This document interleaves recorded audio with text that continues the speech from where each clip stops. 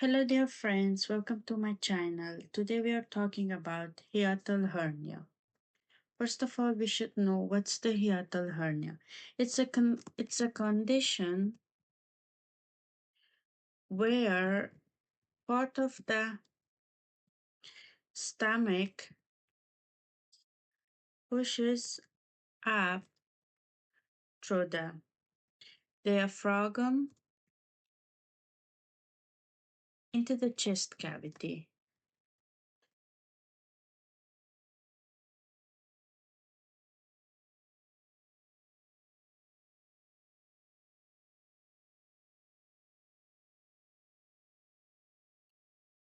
It means normally the diaphragm separates the chest and abdominal cavities.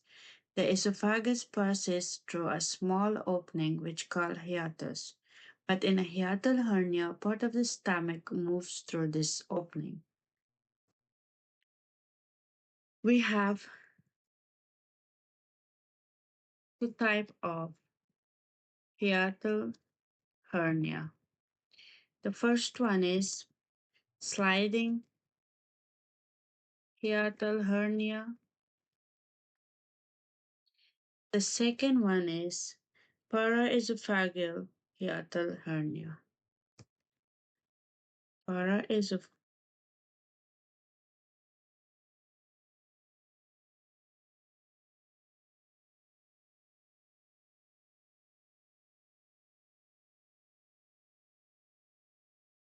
Sliding hernia is the most common type.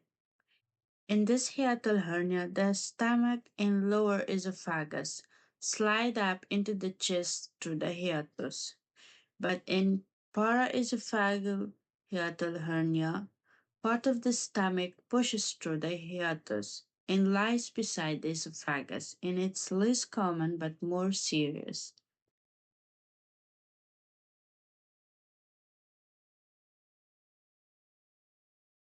Now we are talking about the causes of hiatal hernia.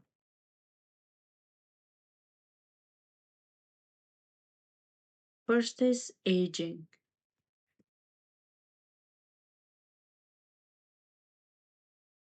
By aging, the diaphragm gets weak, and this is why the hiatal hernia happens. The second is obesity and pregnancy. Heavy lifting,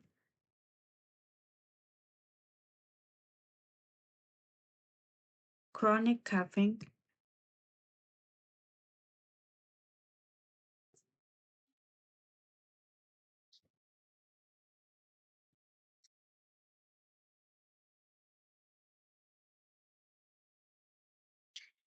in hiatal hernia, the patient often have heartburn, and it gets worsened after eating or when lying down.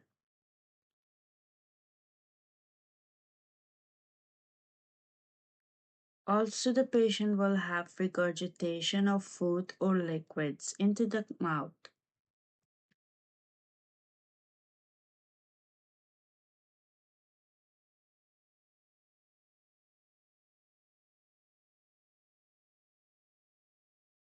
Chest pain,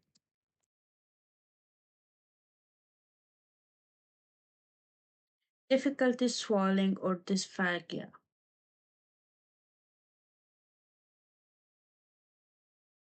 shortness of breath. It happens in severe cases. Vomiting blood or passing black stools.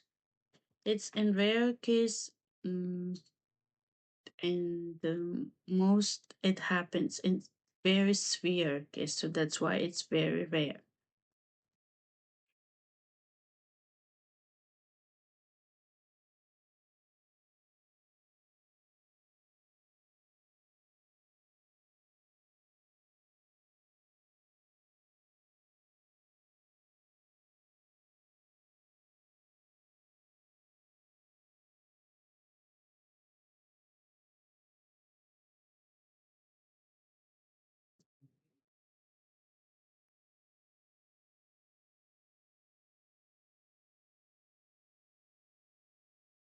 We can diagnose the hiatal hernia by physical examinations.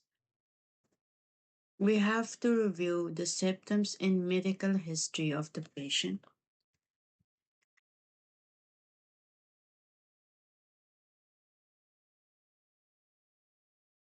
And after that, we can do the endoscopy.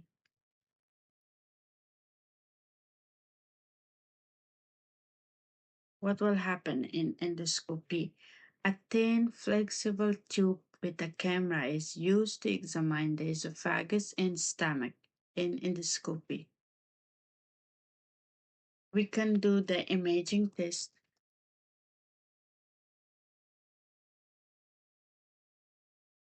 In imaging test, there's a test called barium X-ray.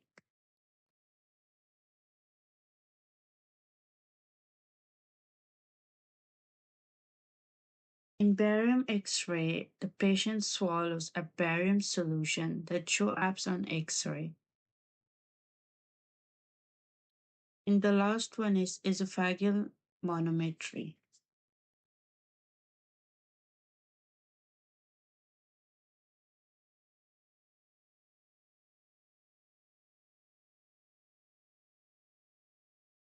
In esophageal manometry, we measure the pressure in the esophagus. Now let's talk about the treatment of hiatal hernia. In treatment,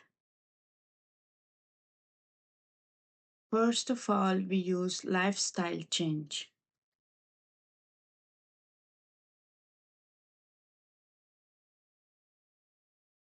It means we advise the patient to change their lifestyle. Like they're eating, they have to eat smaller meals. Also, they have to avoid lying down after meals. In some patients, they have to weight loss.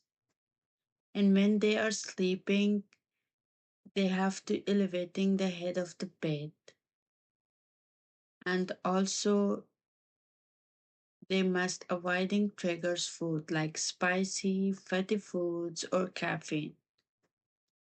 After, if we see that there is no changes in the patient or the symptoms get worse, we can start the medication. In medication, we can start the antacids.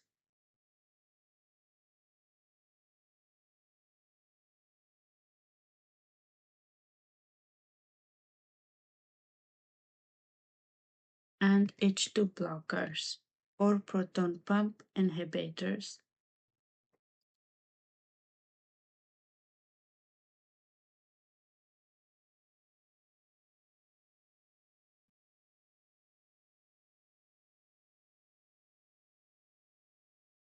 The proton pump inhibitors, it reduces the acid production.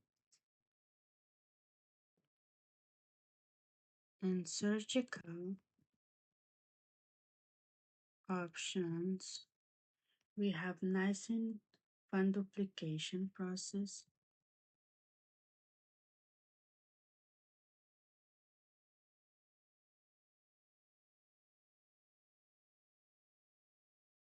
In this process, we can wrap the stomach around the lower esophagus to prevent the reflux. In the other one is hiatal hernia preparation.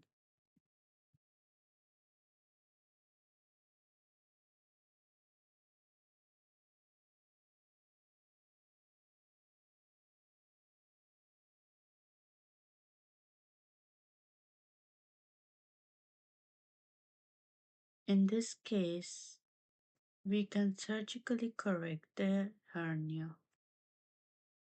Let's talk about some complication of hiatal hernia.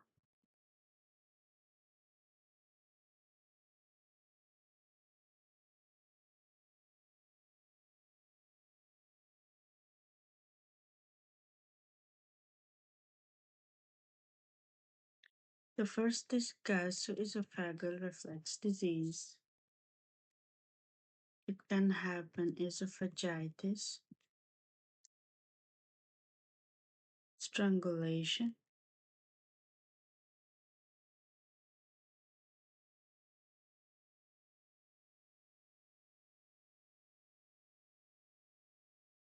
esophagitis means inflammation of the esophagus, and gastroesophageal reflux disease, it means chronic acid reflux. In strangulation, the stomach can become trapped, leading to a loss of blood supply. If we want to prevent the hiatal hernia, we should maintain a healthy weight.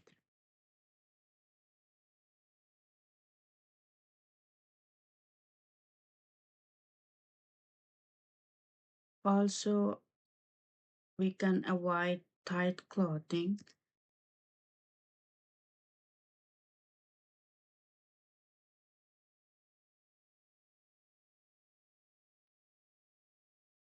In the patients that they are smoking, they have to quit smoking. Or all the persons that they are smoking, there is a chance of hiatal hernia in them. Also, dietary modification.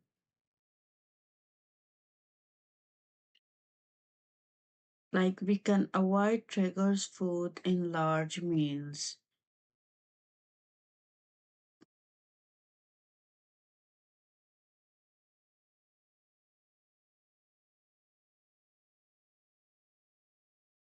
And please remember that hiatal hernias are common, especially in older adults. Now let's talk about hiatal hernia and gastroesophageal reflux disease. Hiatal hernia occurs when part of the stomach protrudes through the diaphragm. It may or may not cause reflux symptoms, but gastroesophageal reflux disease, it's a condition where stomach acid frequently flow back into the esophagus. So now we can know like hiatal hernia can increase the risk of gastroesophageal reflux disease, hiatal hernia, and chronic cough.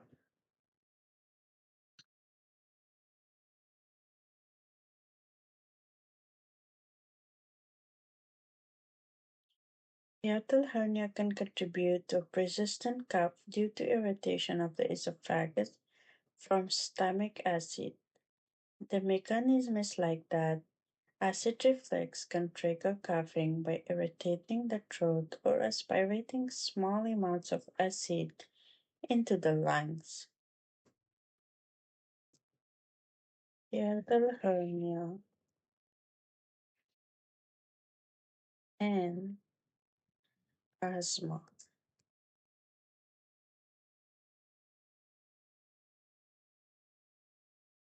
There is a link between hiatal hernia and asthma.